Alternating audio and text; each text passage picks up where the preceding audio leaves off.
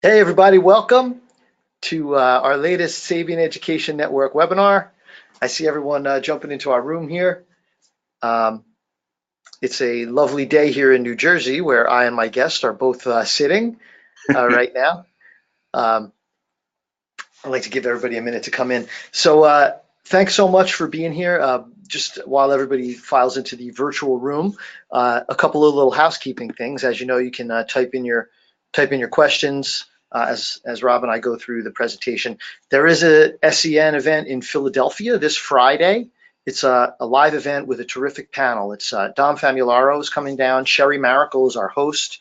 Mark Dicciani from University of the Arts in Philly, and Dan Andre, a great teacher from the Philadelphia area. We'll all be there together from 2 to 4, and then we're actually doing a master class at night from 7 to 9, and the master class is open to the public, so tell your students and friends in Philly to come by.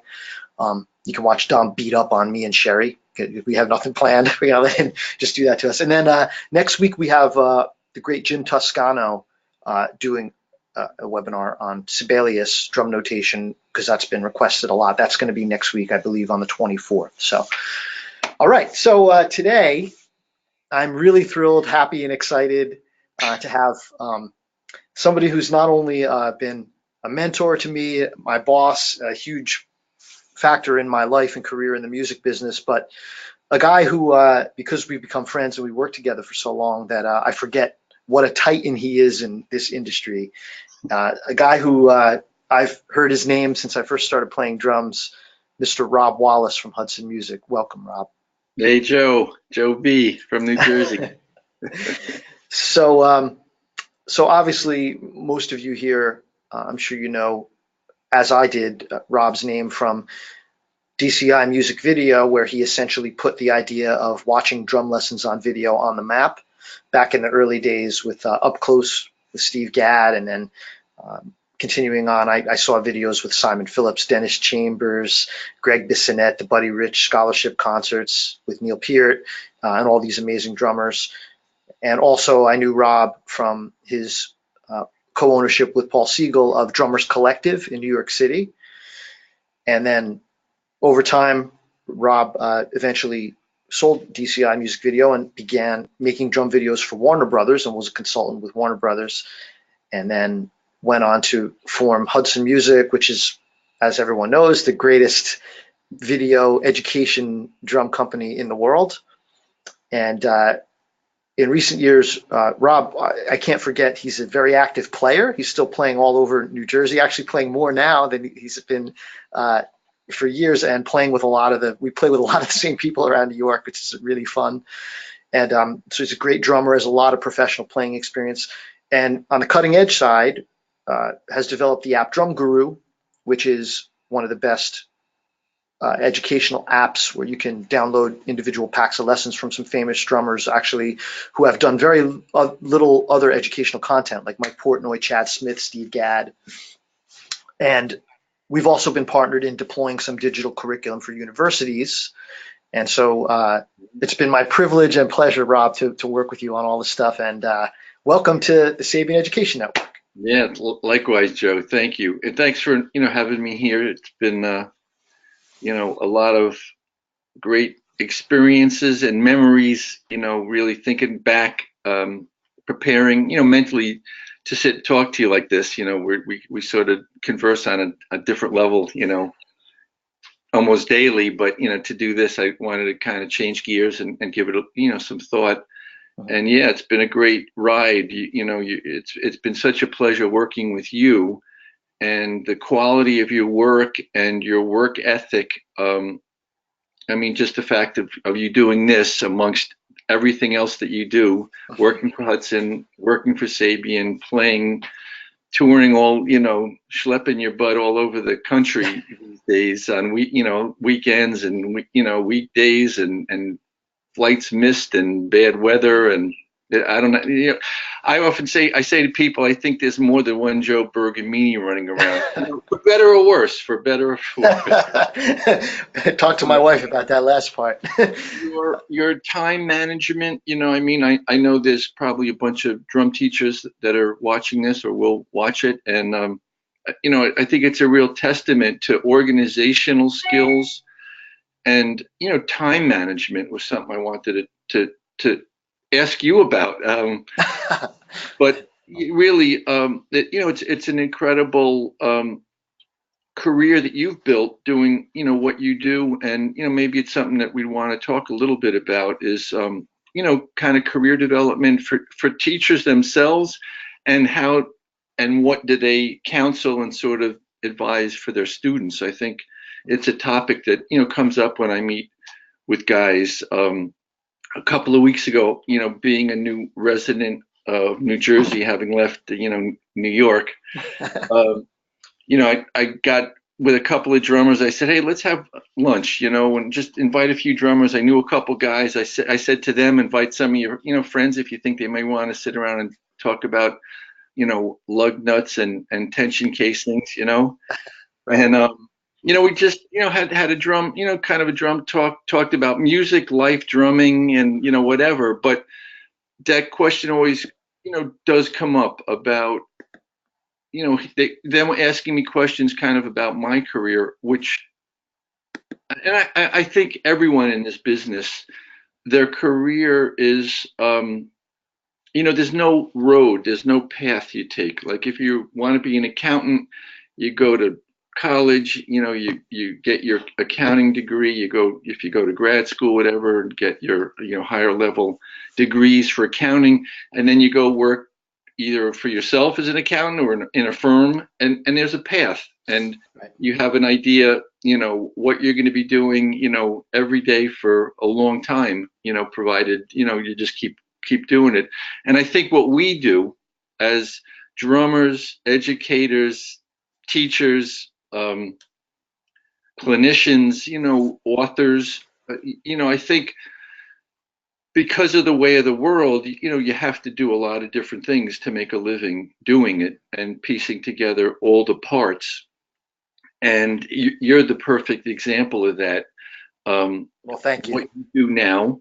And, for me, I mean, there was no great mystery or secret, or I didn't have any secret sauce, like making symbols or anything like that.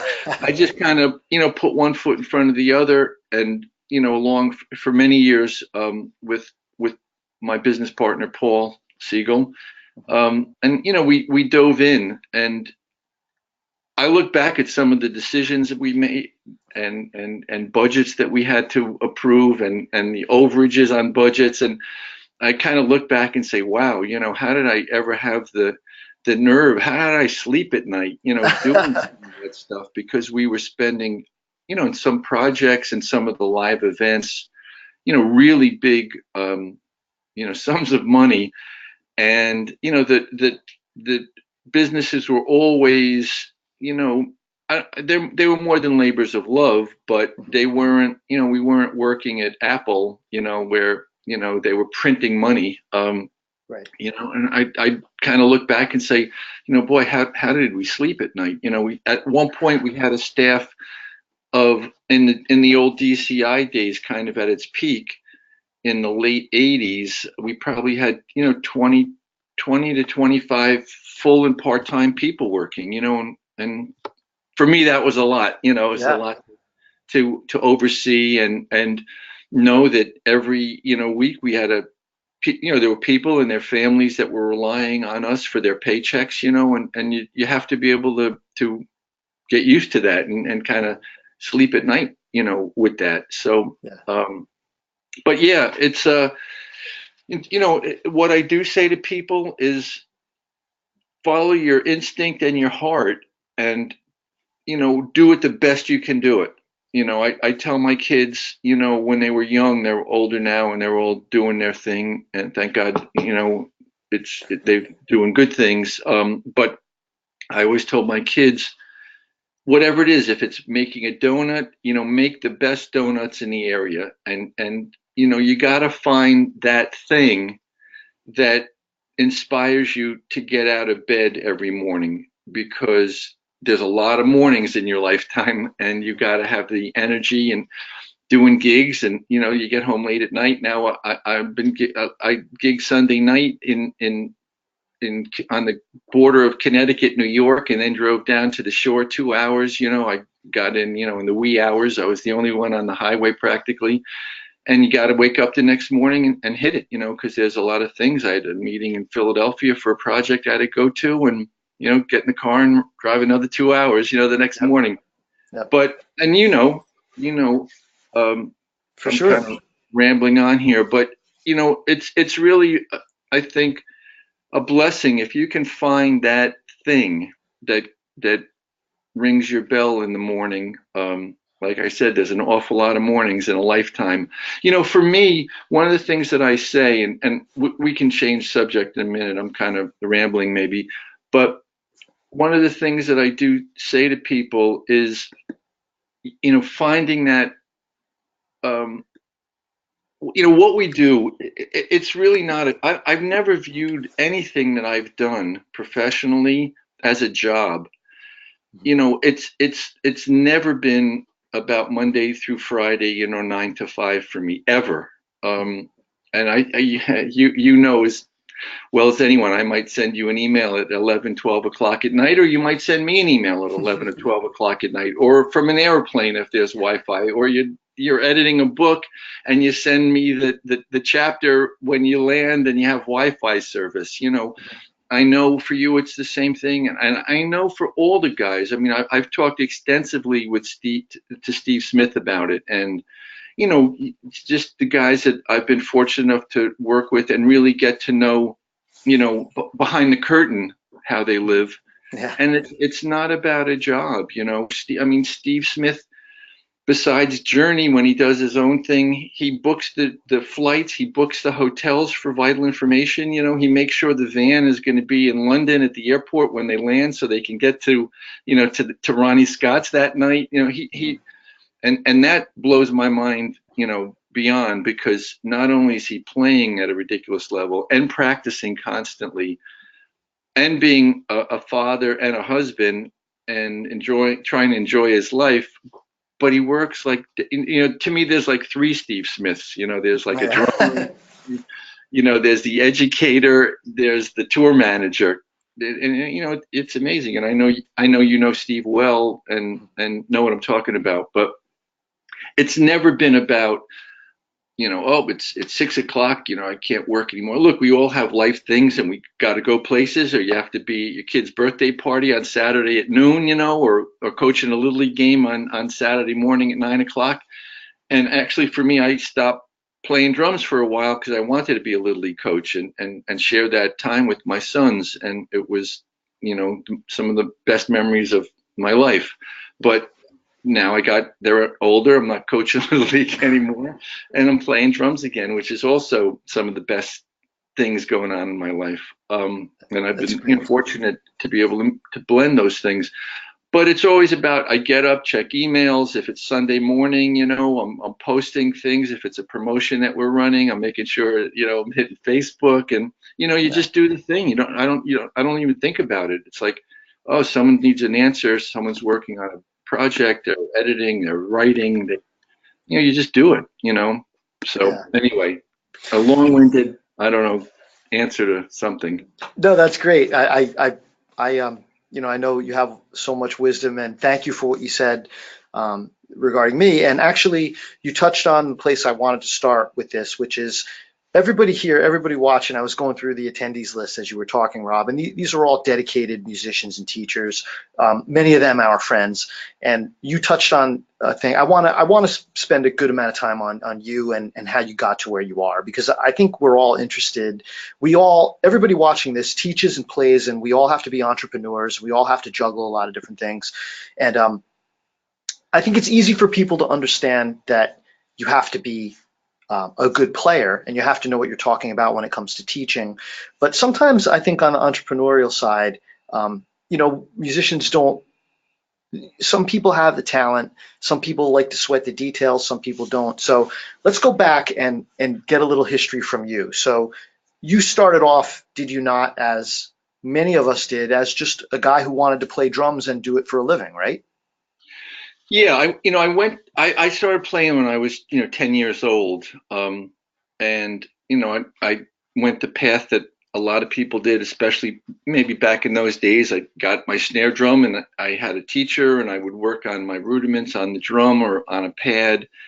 And it wasn't that exciting for me. I did it, but I wanted to have a kit, so I'd save money and put $5 a week down on a drum, and then I'd get a drum, and I built a kit. I asked my parents for a cymbal for my birthday, and so I started playing drums when I was young. I just loved it, and I don't know why. No one in my family played.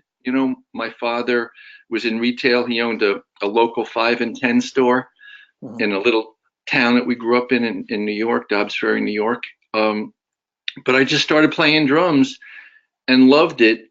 Played through high school and, played in bands. I also love sports, so it was always a conflict for me. Do I join the baseball team or do I join this new band? And usually the bands won out. It's kind of funny thinking back, but yeah, I always opted for the music. But I played a lot of baseball and basketball.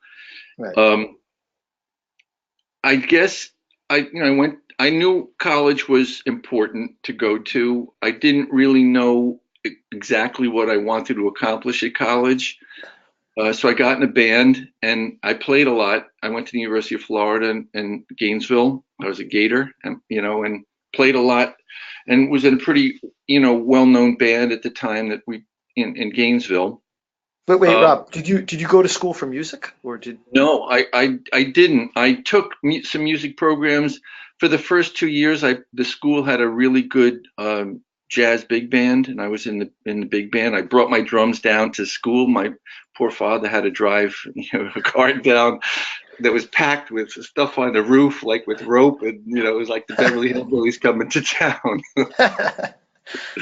But yeah, I did not go for music. I ended up with a degree in economics because I always had a real good grasp of numbers. When I was young, I could add up like 3 or 4 digits of numbers in my head, which I think went back to my father's retail store. I was really at a real young age. I worked the cash register, the old-fashioned cash register, Sure. and I would try to beat the register. When I was the bagger at the register, I tried to beat whoever was punching in the numbers. I Right. tried to beat the register machine. Right. But so numbers came easy to me, and I always liked the business side of it, but I also loved the music side of it. And I didn't have, the courage, and my parents supported me with music, but they didn't think that it was a good lifestyle and career, I guess. So I did get a degree in economics, an undergrad degree. And when I graduated Florida, I moved back home to Dobbs Ferry, New York, and I didn't know any musicians because I had been away for 4 years. So I thought, let me work at a music store, and this way I'll meet players because I didn't want to do anything with my economics degree. I wanted to play, and I was 20, whatever, early 20s. So I sent a letter from Florida a few months before I was moving back to New York to Sam Ash, and there was a store nearby where I lived in Westchester in White Plains, New York. And I got a response back, and they said, yeah, when you get home, call us. We'll set up a job interview. And I got hired by Sam Ash, and I worked in the drum department. Got real close with Jerry and Bernice Ash and Sammy and Richard Ash. In fact, Richard was a good guitar player. We did some gigs together. Uh-huh. Um, and then Jerry at one point asked if I would consider working at the Manhattan store. He needed help in the drum department on 48th Street. And I thought, wow, be a great opportunity to meet city players. So it did work out, though. I started meeting some players in Westchester, and then I started meeting some guys in the city. And shortly after that, I had heard about some radio ads and some print ads, like in Modern Drummer, about this place called Drummers Collective. And I had no idea, exactly what it was. I knew it was some kind of educational something for drums. And I walked over there one lunchtime. It was a couple blocks from the Sam Ash where I was working on 48th. And um, I dug the place, and I signed up. I started taking some lessons there. That was in 1979. And a couple months after, I was just doing, a lesson a week. I go there and practice at lunchtime a little bit. You know, there was, hang out there a little bit. There was a little bit of a scene going on. Um, I got friendly with the guy who was at the front desk, who was Paul Siegel, and Oh, Paul we was working at the front desk at the time? to pay he had no money, so he to pay for his lessons he would work at the desk and answer phones and schedule lessons and take cancellations and Right, take right. payment and all that. So he worked the front desk, and one day we went out for lunch, and Paul said, don't tell anybody, but Rick Kravitz, who was the original founder of the collective, he said he wanted to move back to Boston to his family's restaurant business. Apparently, he had a very big and successful business. And Rick, I guess, was a little tired of the scene in New York. It was really difficult, running a collective financially. And we sat down with Rick, and well, all of a sudden, we figured out a way to buy Drummers Collective from Rick. I was 25. I had no money. I borrowed a little bit of money from my folks, which I paid back with interest. Paul did the same. He borrowed a little bit of money. And basically, we just paid for the instruments that were there. And we paid Rick out over, I don't know, 2 or 3 years, a couple $100 a month kind of deal. And, one day I walked down a hallway of a building and with keys, and there's a business I own, Wow. without any preparation, known, kind of just jumped in. And And so now you you just met Paul, and yeah, you get this now the we had had gentleman. lunch once, and now we were partners. I mean, literally, that's how well I knew him. We had lunch once, and I spoke to him a dozen times in the office. Right. Now this is what I find fascinating. It's like this is where you as an entrepreneur and you and Paul together, the seed was already there and it just came out. And also the guy who started the school, I'm sorry, I don't always remember his name. His name is Rick Kravitz.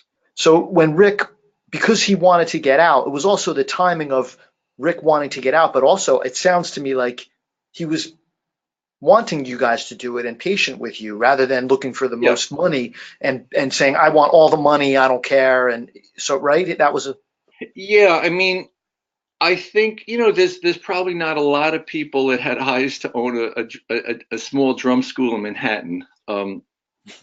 Really, you gotta be a little nuts, I think. But yeah, Rick wanted to see it continue, and he liked us. I mean, I was a little bit friendly with Rick. I got to know him even when I'd be hanging out there, and it was a very intimate, small place at the time. So I guess, you know, between him liking Paul and I don't know that he had a lot of other options, frankly. And rather than walk away from it, I guess he got some money out of it. It wasn't very much that we ended up, like I said, just paying the instruments off. But yeah, it was a real favorable circumstance. It wasn't like we came in and had big checkbook to write checks out of. right. That's great. I can tell we're going to run out of time before we get anywhere close to what I was hoping to get to. So Yeah. now you own a collective. hmm How does DCI start? Because it wasn't too long after that, right? Yeah. So what happened was, really shortly after taking over the school, one day I was talking to a friend of mine, and he was a guitar player that I was playing with, and he was talking about some friends of his. One guy that worked at was a cameraman at NBC TV, and talked about this new thing that was going to be coming, where one day soon in the near future, everybody would have a box in their living room hooked up to their TV that they could record a TV show on, or they could plug a camera into, and it was called the VCR. And there was VHS and beta tapes, two different size tapes formats. And I didn't have one, and neither did Paul, but it just made so much sense that we were like off and running with this idea. I told Paul about it when I'd heard about it. So at the time, we were having small master classes, guys like Bernard Purdy and Lenny White, people that were passing through town. And we started thinking, like, boy, it'd be great to archive these things for our students. And then in the next breath, it was like, yeah, but a guy in St. Louis would want to see Bernard Purdy and Lenny White and Yogi Horton and, guys like that. And Ed Thigpen and then it was like, oh yeah, but what about guys in London, or what about guys in Paris, or in Scotland? And it was like, wow, yeah, maybe this is a good idea we got here. So we contacted a couple of guys and set up some master classes, and the ones I just mentioned were the real early ones, Bernard and Lenny. They were, we knew them a little bit already from the school, so we didn't know anything about video, we didn't know anything about filming, we didn't know anything about lighting, we didn't know anything about editing. And we borrowed cameras and lights, we taped them to the ceiling. We burned like ceiling tiles, the soundproof ceiling tiles, the first time we tried filming, because the lights got so hot. We hadn't really thought about that part of it. But, we ended up with the Purdy video, putting it out, editing it. We took a little classified ad in Modern Drummer magazine, which had started, I think Ron started in '77, so it was in really early days of Modern Drummer. And it's Ron Spagnardi, who passed a long time ago, but was a terrific man and an industry hero and icon with what he did, obviously, with Modern Drummer. But we put a classified ad in, and lo and behold, like a couple of weeks after the magazine came out, we had like 2 or 3 checks in the mail. I was like, wow, this is really great. We were home sleeping, and some money came in for this thing. So we started producing, a few more, and, I really felt strongly about going after a drummer that was in New York, that was working day and night, that you could never really see play because he was just recording, or else he'd be touring, and playing big venues for the most part. And that was Steve Gadd. And, I made it kind of my business, and wouldn't take no for an answer for a long time to convince Steve to do this. And it took time, it took phone calls, and it took a lot of persistence, shall we say, to make that happen. Did you know Steve? Like, so you're like, okay, we should get Steve Gadd. At that point, you don't know him.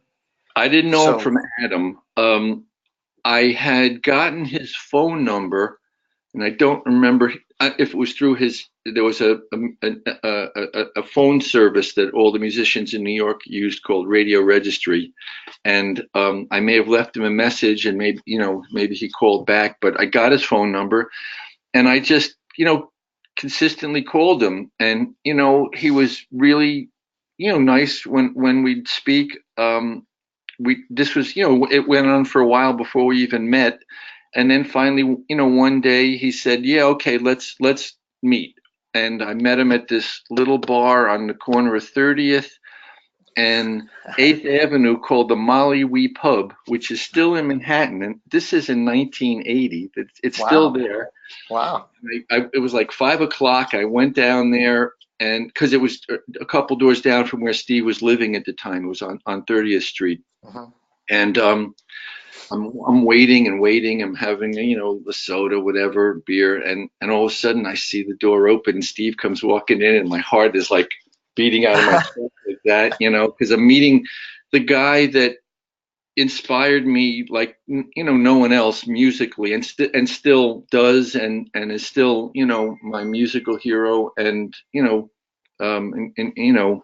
whatever you can say about a person and what they mean to you, on many levels. But we hit it off. He took me that day up to his apartment, showed me some drums. We hung out a little bit and just started a relationship. and he was, really busy. It took some time, and it's a story which I'll just do the real condensed version of because it wouldn't be complete. Um, we were getting close to really pulling the trigger to do something, and one day I called Steve, and he just blew up on the phone for no reason. He said, "Forget it, it's off. Don't call me. We're finished." Boom, hangs up the phone. Click, dead. I'm sitting at my desk at the collective, like with my mouth, like, what just happened? I put all this effort in. I felt we had connected. I felt he trusted me, and I felt that we were, almost to the, finish line here of getting into studio and filming. And all of a sudden, it's like I was crushed. Right. So Paul and I, shared an office, and I looked at Paul. I said, "Man, I just don't know what just happened here, but this isn't good, and I'm sort of not going to let it go." I felt like at that moment, if it wasn't put back on track, like immediately, he would never answer the phone again, or he would never return a call. I'm not going to like stalk him at his apartment. I said, but I knew, and I forget how, but I knew at that night he was going to be recording at Ralph McDonald's studio, which was near the collective called Rosebud. And I used to go home at night with my wife. She worked at the Daily News, and we drive home together. I said to her, "Listen, I got to do something tonight." And I told her what happened. I said, "I'm going to go and just wait at the studio for Steve. I can't let this go. One, I'm not going to sleep. And two, I may never hear from him again. This has to happen. I can't live with this." So she went home, and I said to Paul, "I'm going to go wait on the street. I don't know what's going to happen, And I literally sat on the curb outside of the studio, which is on Broadway. It was like on Broadway and 40th Street, somewhere in the low, very close to the collective, but on Broadway. Right. And after about 2 hours, I'd say it was like 8 or 9 o'clock at night, coming around the corner, I see Steve, and his wife Carol was behind him, and she saw me, and she just started shaking her head, like holding her head, like, "Oh no, this is not going to be good." Like, and I'm thinking, like, what's this? Is like this guy that I've, love is going to slug me? Like, what's And he comes up to me, and he's quite a bit shorter than me. He got right in my face, and he said, "What are you doing here? Like, what do you want?" And he was really aggressive and really, jammed up.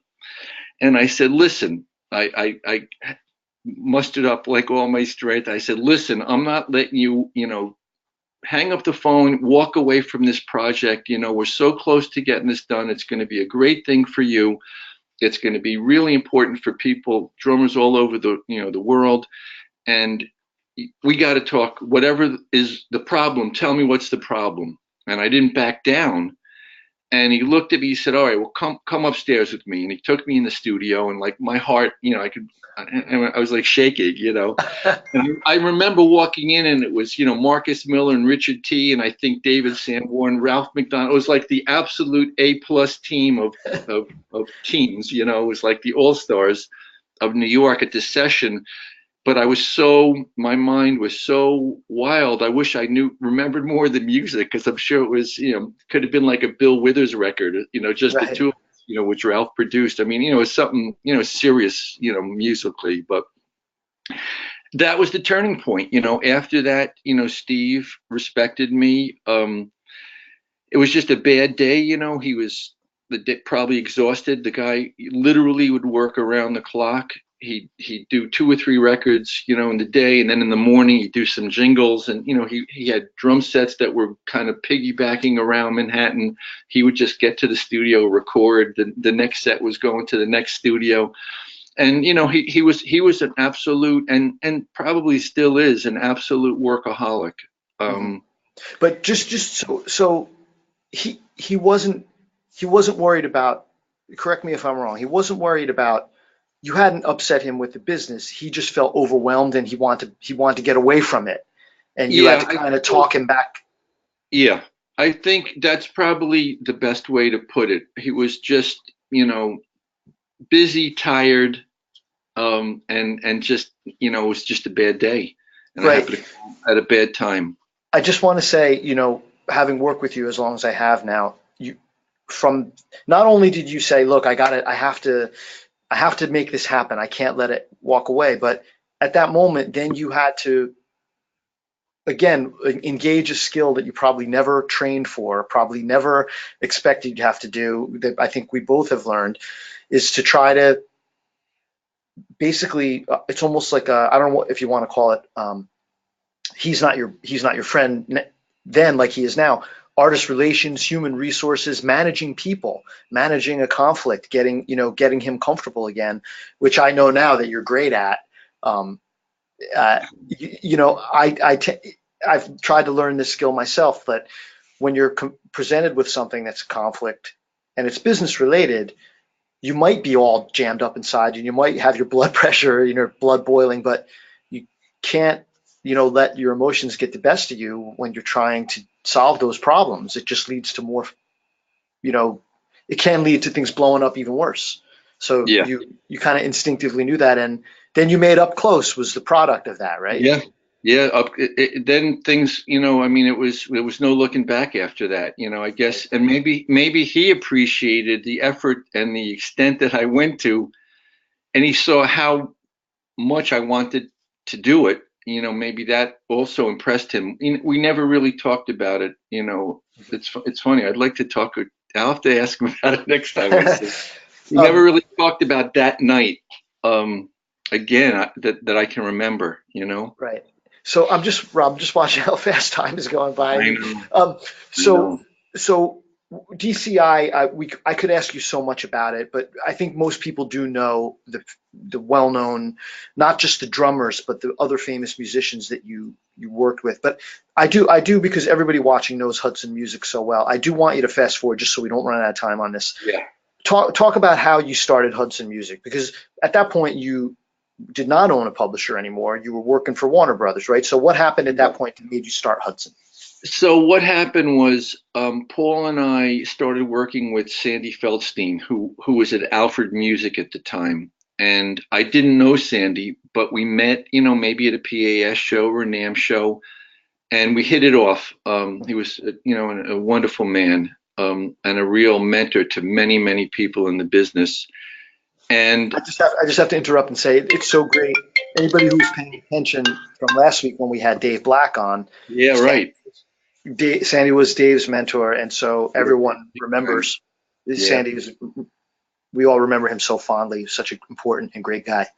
Great guy and a brilliant, good player, but a brilliant, he was just brilliant at putting books together, and also taught me a lot about work ethic. He would be running a big company and go home at night and edit drum books. It was like he'd be editing on planes. I saw it with my own eyes. He loved it. He loved to edit books and be creative and create product. Yeah. And I think that's maybe one reason why he and I hit it off so well, because I love creating product like that too, and thinking outside the box, and you know anyway. So I know I'm yapping away here, but what happened was Paul and I, we had the idea to start doing books. We were just doing videos, which VHS and beta video at the time, and we said, we should be doing some drum books. Why don't we try something really different? Ted Reed was number one, and Stick Control, and the same books, Carmine's, Realistic Rock, the same sort of top five books now with the same five books then. So we had an idea using some of the teachers and some of the resources at Drummers Collective to put some books together. And the first one, which took us like 2 years to do because we'd never put a book together and the author never wrote a book, was the Frankie Malabé Afro-Cuban Rhythms for Drum Set book. And it was a killer to do, in many levels. We fell into every, pothole, made every mistake, but it came out, incredible when we released it. And it really, blew people's minds because Frankie was developing things that were never done on drums. he took conga rhythms and bell parts and figured out ways of putting them on the drum set. And we put maps in the book, and people were like, "What do you mean you have a map in a drum book?" Well, we had to show that the rhythm came from Puerto Rico, and it came through Cuba, and then it went through New Orleans, and it came up this way and that way, And we would yeah, that one. Never far from my hand in my drum That's room. the one. So, we tried to think out of the kind of outside the box on it, and it was well received. And then we did a few more. We did one on Brazilian rhythms with Duduca de Fonseca. Bob Weiner was kind of a co-author on those books. Mhm. And we all of a sudden we started doing these books, and Sandy helped guide us, gave us some incredible, looking back, financial support on a handshake, a really respectable amount of money to produce. And we started using his company, which at the time was CPP. He left Alfred, became president of CPP Bellwin. We signed a distribution agreement with CPP for the books. And then, excuse me, Warner Brothers shortly thereafter purchased CPP Bellwin, and Paul and I, we had sold the company. I skipped a few steps. We had sold DCI Music Video and our publishing company, which was called Manhattan Music Publications. Right. We sold that to Sandy, who was there at the real beginning and gave us the startup money to start producing books. Shortly after the sale, Sandy calls one night and said, I got to tell you, my phone's blowing up. I got to tell you that we just closed a deal. You now work for Warner Brothers. And I'm like, what? He says, yeah, you're going to get an ID card. You get like a free pass into like the Warner, theme parks, and a discount on clothing. What are you talking about? He said, yeah. He said, I'm now president of a division of Warner's. And he was in Miami. Paul and I were still working in New York. We had a production office in New York, and all the salespeople moved down to Florida. And I found myself, I was, running with Paul a division for Warner Brothers that was doing, instructional stuff. And, we went like the wind because we now had big resources financially to produce. And, one of the big projects we did was a real beginner series on guitar, piano, bass, drums, and vocals. We produced about 40 titles. And I mean, it was crazy. We had shoots going on all over the country. And that series, was called the Getting Started On, series. Yeah. Yep. They did really well. Uh-huh. But, and then Sandy wanted, other products. So, one of the first ones was the Chad Smith video that we did under DCI. Right. BB King.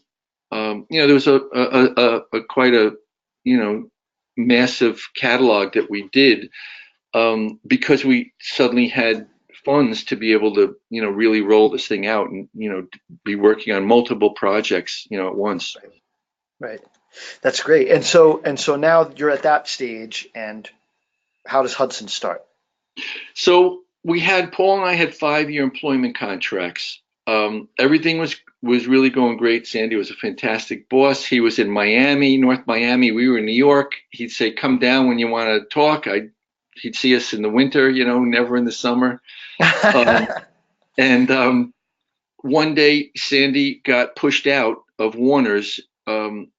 They brought in an accountant who had no idea of anything for music, and the entire environment just changed, on a dime, and it was no longer fun, for me. It was just a completely, different job. So our contract, it was, running out, and the contracts expired. They wanted us to close the office in New York, move down to Miami, and I didn't want to do that, and I didn't want to be a corporate guy like that. had become. So we said, both of us, Paul and I, both said we're not going to renew. We had a 1-year non-compete clause in the agreement, so we couldn't produce product for that 1 year, except we did a few titles for them so that we had some money coming in. And after the 1-year non-compete was over, we started Hudson Music, and Nice. we just sort of picked up where things had left off at that point.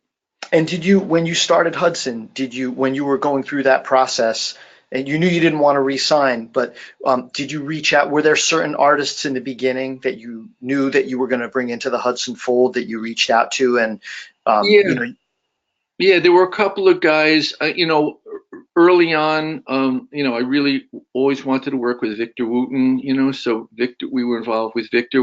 Mike Portnoy was an early Hudson Music title. Um, Another project with Neil, which had taken some time, but and we knew we wanted to do more with Neil Peart, that is. Mhm. And also, wasn't History of the US Beat with Steve Yeah. Earle? Yes, we had worked with Steve on his first instructional for DCI. I think that was in '87. And, Steve being Steve was developing all kinds of, incredible, content, so to speak. So, yeah, that's an amazing project. Those two discs Yeah. really are special. I'm also Dom is with us watching Ah, over us, Dominic. and I want to thank Dom for reminding me to mention everybody should watch your interview on the sessions, Oh, yeah. because there's tons of great stuff, a lot of stuff more detailed what we talked about here and what we will talk about, and Dom's Yeah. interviewed so many great people on the sessions, and Great series. absolutely, it's just unbelievable all the people he's covered. Yeah. I'm telling so many musician friends about it, not just drummers. There's so much in there, and as a matter of fact, I do want to segue again. I do want to make sure I talk about what we're doing with Hudson now. Yeah. And one of the things, because it's gotten a little more challenging with the educational books, is we did get into doing something that I'm excited about, and I know you've done before and you're excited about, which is a real biography with Bobby Morris. Yeah. Yeah. The way that came about was Steve Smith had mentioned to me that Bobby was looking for, was it Steve or Daniel Glass? Got to find that out for the record. One of the two of those very fine gentlemen mentioned to me that Bobby Morris, who I didn't know a lot about other than the fact that he played with Louis Prima and was a Vegas guy, quote, Vegas guy. Um, they said he has this, really interesting biography. And I, connected with Bobby, sent it to me. I started reading this thing, and it just, blew my mind that one person could have the life basically that he had, the amount of people that he interacted with, the variety of people that he interacted with, from presidents to mobsters to the absolute top showbiz artists, and became a booking agent in Vegas, the largest booking agent. I read this thing and said, this has to come out. This isn't the Hudson Music wheelhouse, but it's got to come out. And Right. I got you involved. You did a fantastic job editing, incredible job. And I want to give a big shout out to Mike Hoff, who's the other important, wheel in this doom buggy that goes down the road. Mike does amazing work and has an incredible, I feel very fortunate, incredible skill set of between tech and design and being a drummer and just being a real good and real smart guy. He's been instrumental in everything I've been working on for the past, I don't know, I want to say 12 years maybe. I don't kind of think about those things, and makes me feel old. But Then you turn around and a decade's gone by, like we've been working. there was another 10 gone by.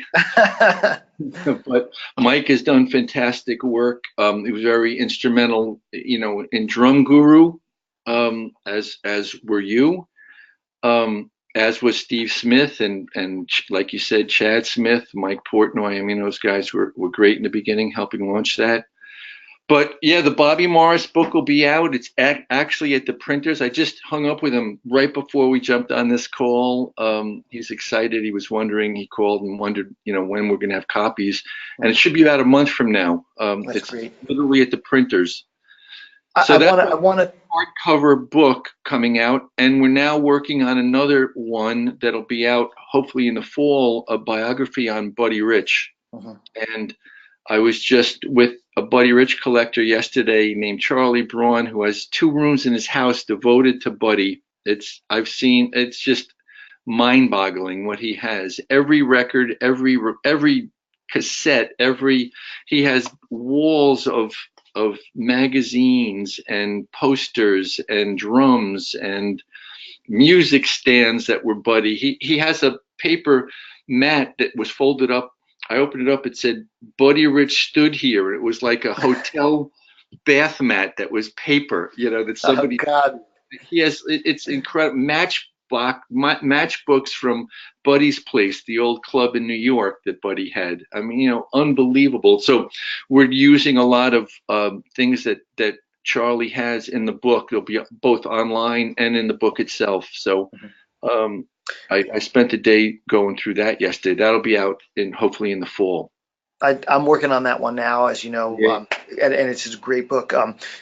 I've read a couple of Buddy biographies, as have you, and it'll be a nice addition. It's a little bit different. It's kind of like JFK. I've read 5 JFK biographies. You can always get something new out of a. Yeah. Rob, we're going to go a little bit over time, but there's 2 things I want to ask you that I Yeah. asked Sorry Dave. for yakking away. No, it's good. There's 2 things I want to ask you about Dave Black that I know everyone listening is going to be interested in. So Drum Guru, maybe we'll come back to that. We haven't. So it's an app, and with Hudson, I think we have the best digital bookstore. The digital books are amazing. So here's the 2 questions. Let me get them out so you can think about both and answer both. One is, what do you look for anymore in a book? Because there's so much out. What do we look for in a product? And how do you see physical and digital? Do you see them coexisting going forward, or do you see one taking over, or how do you see the future panning out? Good questions. First question, what we look for is something that's different.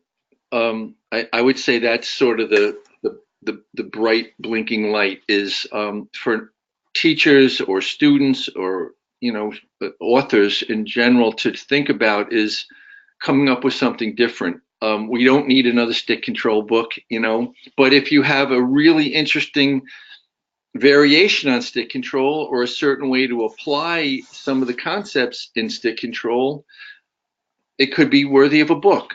And I think that test driving it is an important thing. Letting your students check out the material.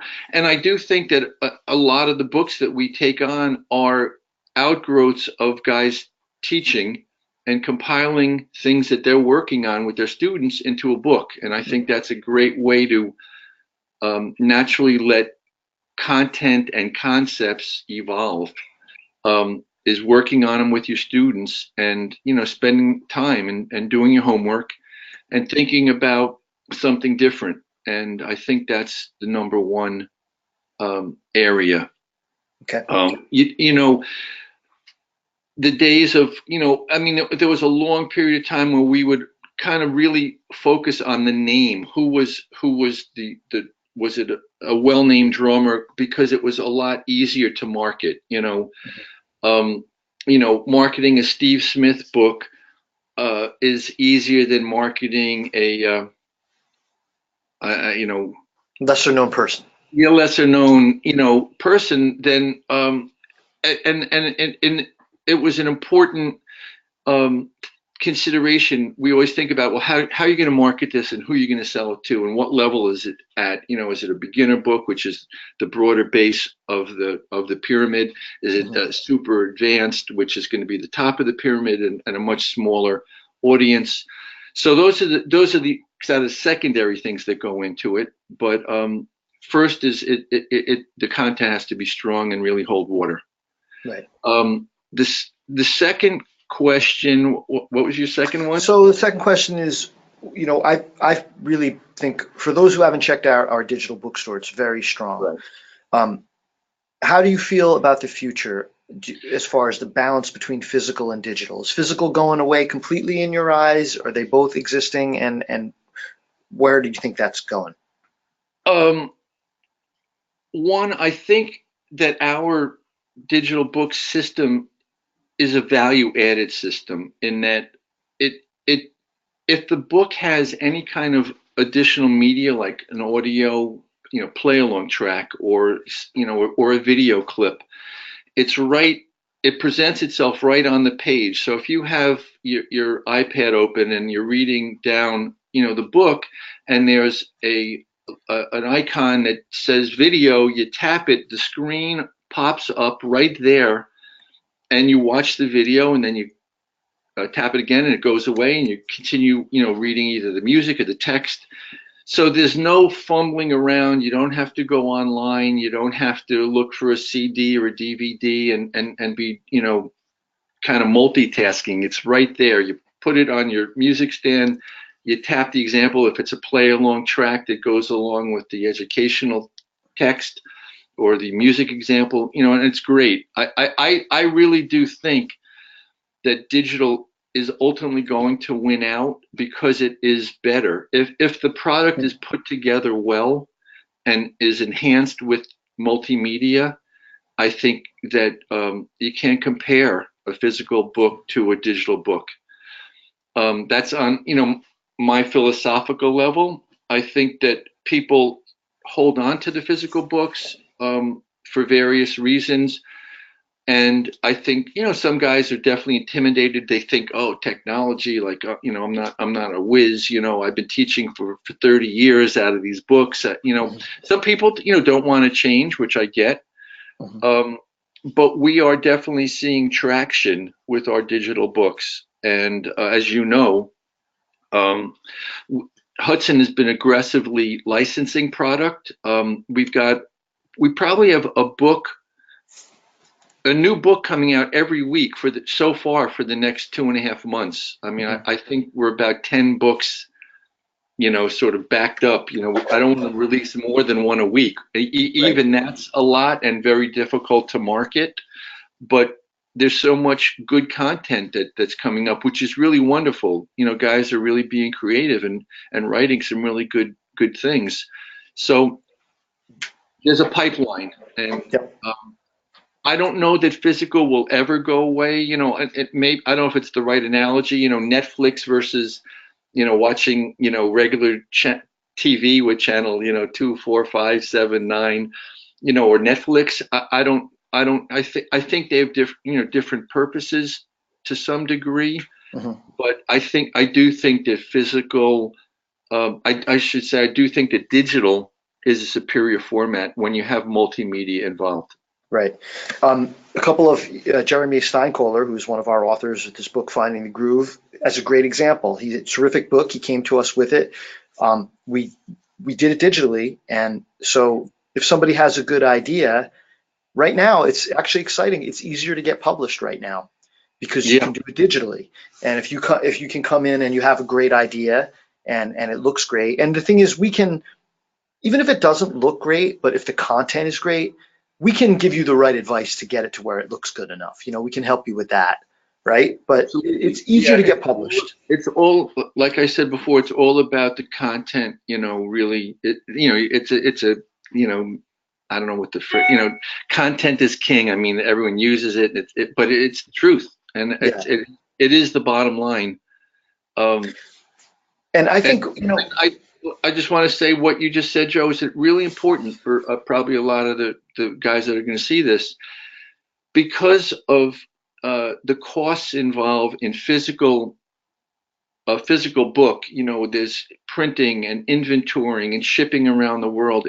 You have to build in, or you have to, as a publisher, feel confident you're going to be able to sell X amount of books to make it worthwhile, because you're investing a lot of money in the inventory and all those, the creation of the book. Whereas digital, obviously it's a beautiful thing because you don't have inventory. You can sell a book in Russia, in China, in Canada, and not have to ship a thing. And Right. Right. it costs $12. I think it's $12 or $13 to ship one drum book into Canada. Right. So in addition to the book, you have it becomes expensive. Mhm. So You anyway, know, another thing that Hudson is great at, I've tried to learn from, is that if you have that and you have the digital link, you can share that and you're on your own with your social media.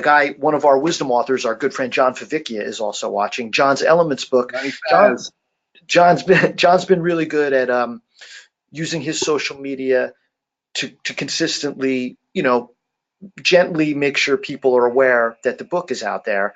And if Absolutely. you have a digital book out, it's as easy as taking that link now in your social streams, whether it's your YouTube channel, your Facebook, Instagram, and so like the author has a lot of power to help us promote their title.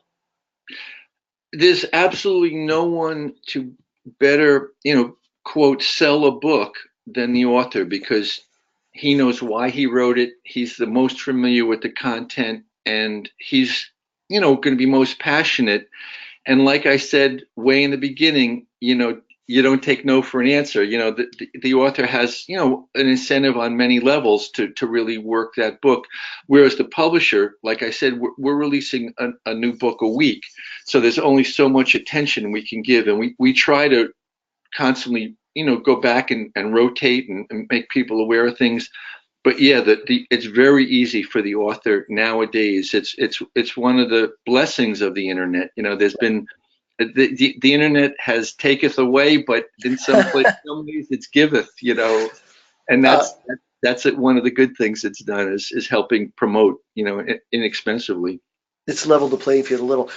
Great question here, Rob. Just let's clarify. Kevin Stevens, great drummer and teacher from LA at MI. Kevin wants to know, do we have a feature where we can write notes in the digital books if you're teaching from it? That's a great that's a great suggestion. We don't at the moment, but we'll give that one to Mike Hop to work on. He's the man, if it can be done.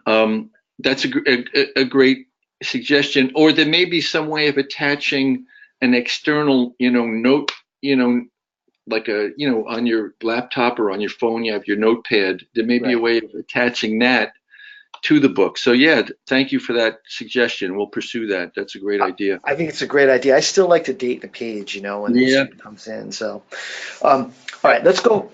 Rob, if you can give me 10 more minutes, if you don't have to run. I'm good. I just sorry that we're going over like this. I never do this, but I had this little thing that I mentioned to you last night. But you only have 15 seconds per name. A lot of people don't know some of the people the level and the people that you've worked with. Some of them do, but let me just say a name All right, and this you is tell. unrehearsed, folks. This is Unrehearsed. unrehearsed. I'm going to say a name. You tell Oh, me why they're important to you. okay. Okay, and that means if personally, but also what you did work wise with them. But you only have 15 seconds per person.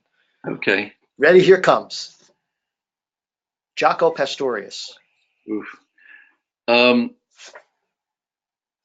I'm speechless on that one.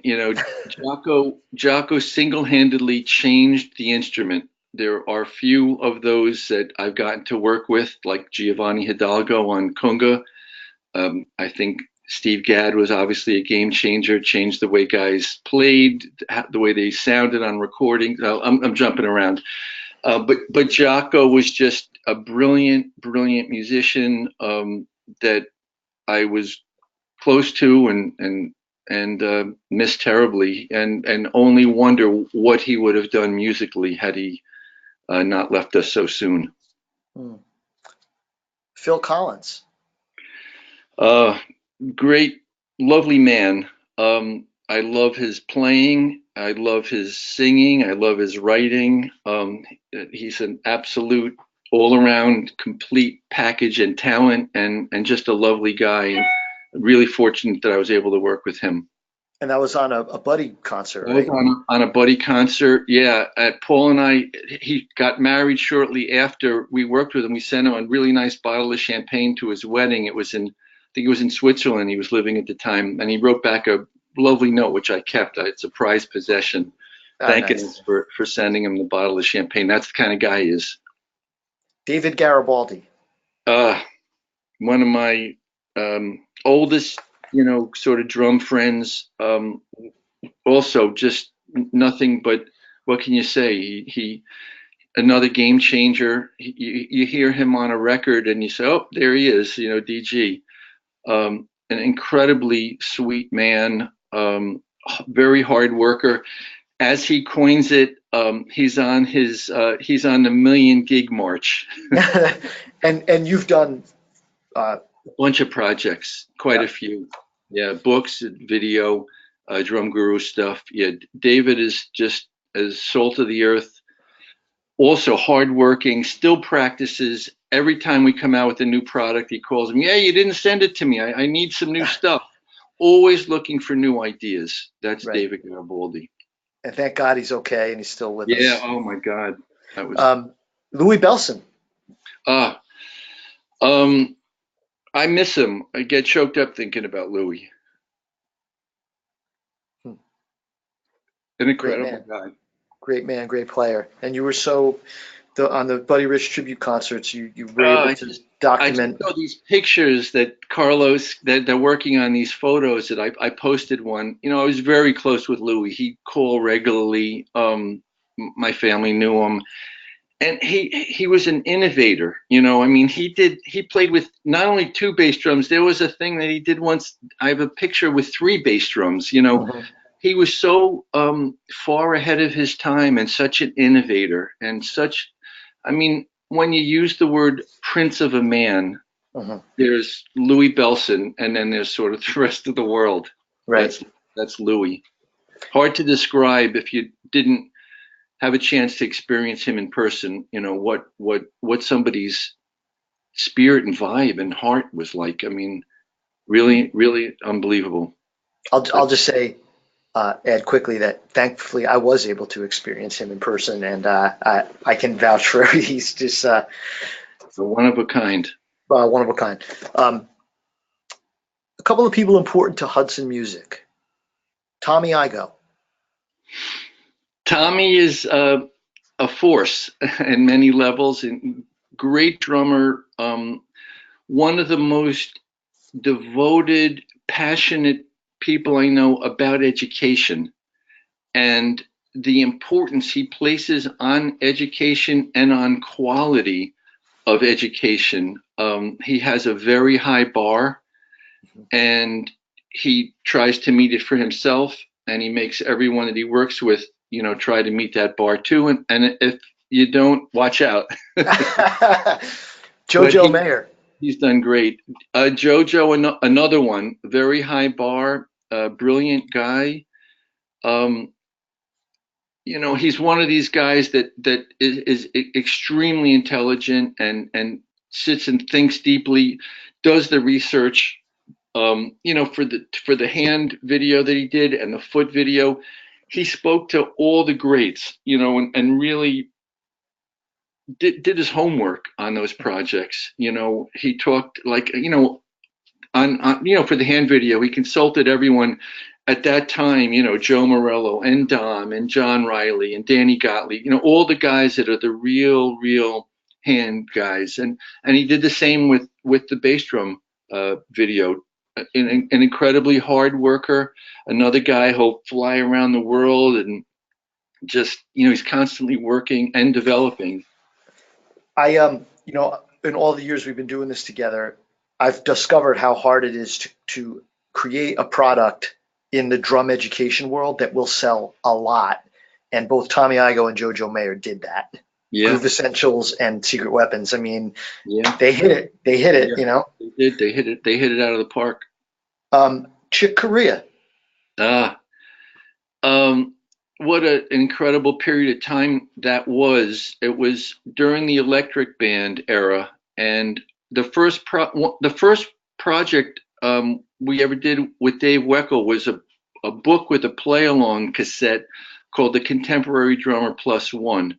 Yep. And it was a great project that Dave put together. And we had the concept to make it was a crazy idea to have it come in this custom plastic case that fit the charts in one spot and the book in the other and the cassette. And, we actually had a mold made and went to a plastics manufacturer to make a case to hold this thing. And everyone thought we were out of our minds. And we couldn't make them in the beginning. We couldn't make them fast enough. They sold like crazy. And in the real beginning, I sent one to Steve Smith, and he calls up, like a week later. He says, "Are you kidding me? I can't play any of this stuff." I said, "Steve, I don't know, man. We're selling them like crazy." He said, "Who could play it?" But working with Dave led to meeting Chick and Chick's manager at the time, who we became very close with, Ron Moss, and we ended up doing projects with the entire Electric Band. Patitucci, Garibaldi, Eric Marienthal, and Chick and Dave, and it was a wonderful period of time. We were filming a lot of them out in Chick's studio, Mad Hatter, in L.A. And it was just a great, great memories and a great period of time. And Chick is such a pro and such a sweetheart of a guy. We spent a lot of time together, during that period. Yeah. Just a couple more. We're winding it down. Sure. The next name is a guy. Everyone's going to be shocked at this one, but this just goes to show how wide Rob Wallis's net is cast in the world. Bernie Williams. Oh man. Bernie was my son's favorite baseball player, and every morning during baseball season, we would discuss what Bernie did the day before in his game, and somehow life just ran a crazy course. After Bernie retired from baseball, he always played guitar, but he got very serious about it. He went to Manhattan School of Music, studied with a 4-year degree, kept his head down. He didn't go there as Bernie Williams. He went there as a guitar student and did the work. And Bernie lived near me in Westchester and would frequent the jams. And he played a lot with guys that I was playing with. And I got to know him more and more over the years. And we've had some really interesting musical moments. Some crazy situation. Just 1 minute, a friend of mine was at the Jersey Shore. He said he was going up to Mike Francesa from The Fan, which, if you're not in New York, he's probably got the biggest sports radio show in New York. And at the end of every summer, he would go to a club in New Jersey. They'd have music, and then they would have Mike would broadcast from the club. And this one year, it was going to be Bernie sitting in with a band. So a friend of mine was going that day, and I didn't even know about it. I was actually on my ride in my car on my way down to the Jersey Shore, and he said, "I've got this extra pass. Bernie Williams, right? He's going to be sitting in with the band." So he said, "I'll meet you. Come." I said, "Okay, let's see if traffic. If I get there in time." Sure enough, I got there, got in. Somehow Bernie was playing on the stage. We just happened to connect eyes. He kind of called me backstage during a break. And the next thing I know, he introduced me to the band. And within 5 minutes later, I'm there in like my cutoff and like flip flops. The guy says, "Hey, you want to sit in?" And it was a Springsteen cover band, actually. And I knew the catalog well, so I ended up playing, and it was broadcast live on the radio. Like, it was nuts. I was in my car in the Jersey Turnpike, and 10 minutes later, I'm playing, a Springsteen tune, on The Fan with Bernie. So Yeah. that was an interesting one. I wanted everybody to get a little sense of, your other side of Jersey and Springsteen and Bernie, and you got a whole nother thing. That's a time. We're down to 3 people. Okay. We covered him a little bit before, but I want to say him again because he's important to you and to both of us and to Hudson. Steve Smith. One of my closest friends, an inspiration, somebody that never takes the status quo. I've told the story where years ago we were working on something and he had been touring in Europe for 3 weeks. He got home and I knew exactly when he was getting home. I said, well, I'll call him, in the next morning. We were in the middle of something. I really needed something answered. And I called and spoke to his wife, Diane. And I said, I'm really sorry. I know Steve just got home last night, but I got to talk to him for a couple of minutes. Whatever it was, we had to, get some things answered. She said, oh, Rob, I'm really sorry. He's downstairs practicing. Are you kidding me? He's been away for 3 weeks, hasn't even opened up his mail yet, and he's downstairs. He's not even home 12 hours, and he's practicing. She said, yeah, he had some things he had to work on, That's Steve Smith. Just a genuine guy, sincere, and an inspiration. And he's always been the same. I've known him since the mid-'80s, and he's just a pleasure to work with, have lunch or dinner with, and we talk regularly. And most of the time we talk about our lives and our families more than anything else, but Steve's just a remarkable person. One of my favorite people that I've met through you and through Hudson Music, and one of my favorite people to work on, Pathways of Motion and Drum Legacy, the things I've gotten to work with him on, I just love it when someone is one of my favorite drummers, and then I start to admire their intelligence and admire them as a person as well, and he's certainly that. Neil Peart. I knew you were going to hit me with that one. Keep it short, though. Keep it short. We could do a whole hour, obviously, on Neil, and maybe we can touch, because the story for the way that all came about, it was special. In a nutshell, back in the day before email, even Neil was known for writing letters with a pen and paper, and that's how he communicated with Lenny at Zildjian. He would be getting ready for a tour and he'd send a letter about the cymbals he needed. They didn't speak on the phone very often. So Paul and I would take turns writing letters to Neil, trying to encourage him, sort of like what I went through with Gad. It was reminiscent a little bit. And we just kept writing to Neil. A month would go by, he'd write us back, and then a few months would go by, we would write him back. And this was like a West Coast, East Coast, tennis match. And one day, a letter comes in and said, it said, you wore me down, let's do this thing finally. And that was the first project that was up in, we did up in Woodstock for DCI. Neil's, it took a long time, but Paul and I both became, really part of, a small inner circle. I was very touched once reading an interview where Neil referred to Paul and I almost in the same breath as his partnership with Alex and Geddy, and it pretty much blew my mind. But he viewed us as partners, and I was stunned when I read that in an interview. But an incredibly sweet man, like Joe has gotten to know him, and I'm thrilled that we were able to bring Joe into that fold. And for Joe, because I know how much that relationship has meant to Joe and how much he looked up to Neil, it's just rewarding to have seen their relationship develop and really grow. And the work we did, I think, is special and will always be special. I mean, the memories of being in Death Valley, I mean, in Woodstock with Neil trekking through the snow in snow boots and in snowshoes, I should say. He's a really, really interesting man. Private, keeps his circle small, but once you're in that circle, you're in it. And I just have only the best and nicest things to say about Neil. Just a lovely man who's endured some very, very difficult times. I met his daughter shortly before she was killed in a car accident, and he's bounced back, but he's had some very, very, very tough times. Mm-hmm. Yeah, well, but an inspiration for sure. For sure. And probably a lot of the people watching it know my story. And in my sessions interview, I talked about it, so I won't go into it.